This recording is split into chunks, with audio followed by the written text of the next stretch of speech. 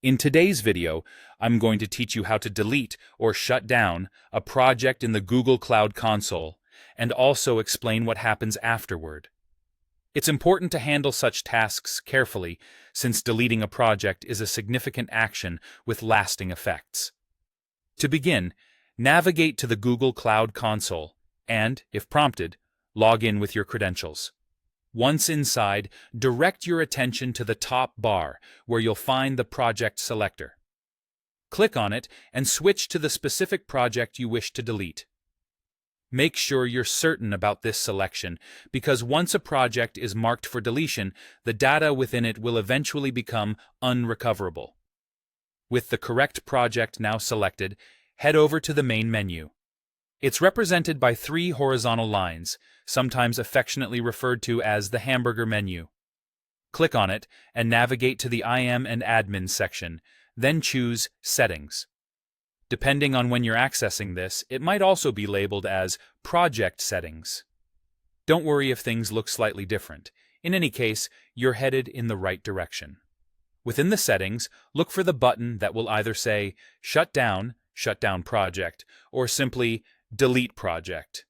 Click on it when you're ready to proceed.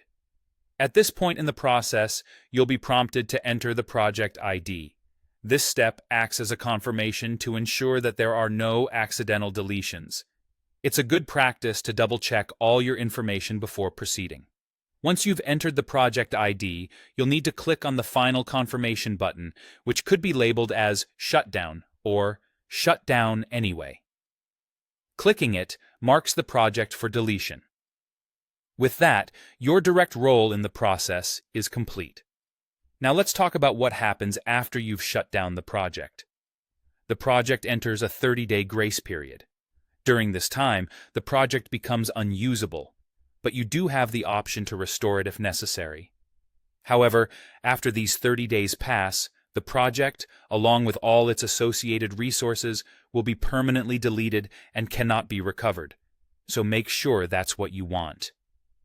It's good to know that when you shut down a project, billing for that specific project is immediately disabled. This can help avoid any unexpected charges while you deliberate during the grace period. Be aware that some services might clean up resources earlier, or have particular limitations regarding restoration depending on the resource type involved. And there you have it. Now you know how to delete a project in the Google Cloud Console and understand what to expect afterward. Always proceed with caution and make sure you have everything backed up before taking such irreversible steps. Thank you for tuning in, and hopefully this guide has cleared up any questions or concerns you might have had about the process.